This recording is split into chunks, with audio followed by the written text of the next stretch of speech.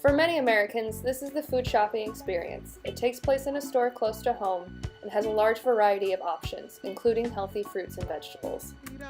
But for the citizens of Baltimore, where 23% of them live in poverty, access to food such as that does not happen. Most shop in corner stores and liquor stores, and even get a lot of their food from fast food areas such as McDonald's.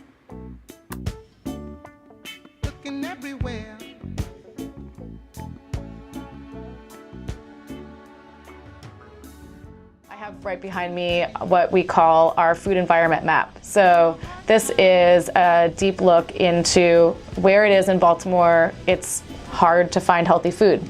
So we define a food desert as an area where you're more than a quarter mile away from a grocery store.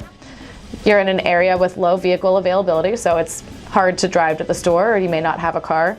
You're in an area with high poverty, so even if you don't have a car, do you have the means to be getting to a grocery store? Do you have the means to be spending a lot of money on food? Food deserts may be the root cause of many negative health outcomes.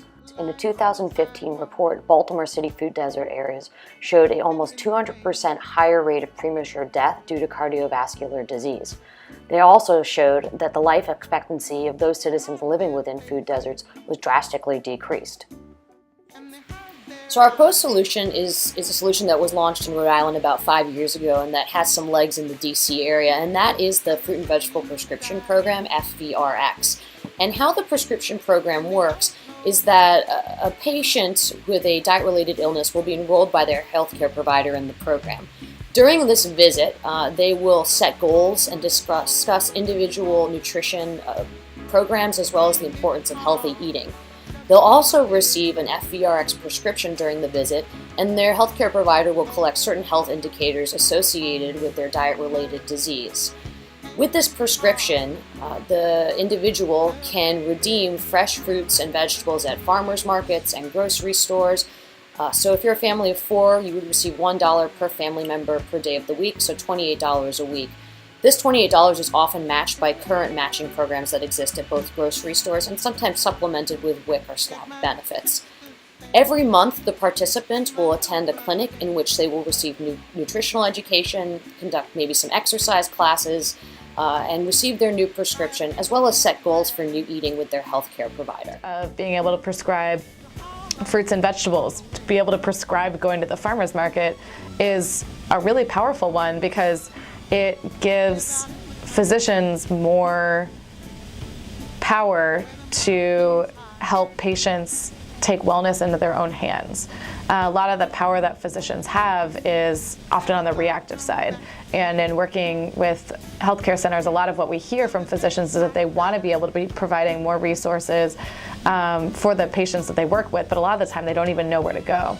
So the concept of being able to write a prescription is really powerful because that's something that physicians do every day. Value proposition: to improve diet-related illness with regular health check-ins, nutritional education, guided exercise classes, and affordable fruits and vegetables. Our program will provide coordinated care to food-insecure families in West Baltimore to better allow them access to nutritionists, primary care providers, and fresh fruits and vegetables. Based on the 23% poverty rate in Baltimore City, we estimate there are up to 145,000 people who could be considered food insecure. Additionally, with 21% of the population under 18 and 83% of Baltimore public school children eligible for additional food assistance, there is approximately 108,000 children who could be considered food insecure. To be eligible for this program, a family member will also have to be at risk for a cardiovascular disease, such as diabetes, hypertension, obesity, or a higher incidence of stroke. We will launch the program by looking at food deserts in West Baltimore and coordinate that with locations of public elementary schools in the same area. We will identify 3 elementary and middle schools in Year 1 and 5 elementary and middle schools in Year 2 in West Baltimore that would have a higher population of food insecure families in order to launch the program. The potential school sites are listed here, and our hope is to target 30 families in Year 1 and 50 families in Year 2, with up to almost 500 people being served through this program. The Executive Director will have primary oversight of technical and operational staff, and the technical teams will have specialties in community outreach, food access and clinical coordination, and policy and advocacy work. The program logic model for the FVRx program shows us the resources we will use, such as a list of clinics and hospitals serving low-income patients in Baltimore, along with a list of farmers markets within Baltimore and their dates and hours of operation. The activities consist of creating the FVRx enrollment form for patients, along with the FVRx voucher card itself. We'll also distribute this material and promotional things such as brochures and one-pagers passed out at participating clinics, hospitals, and farmers markets. The outputs will consist of the number of clinics, hospitals, physicians participating in the FVRx program, along with the number of patients that participate in the program.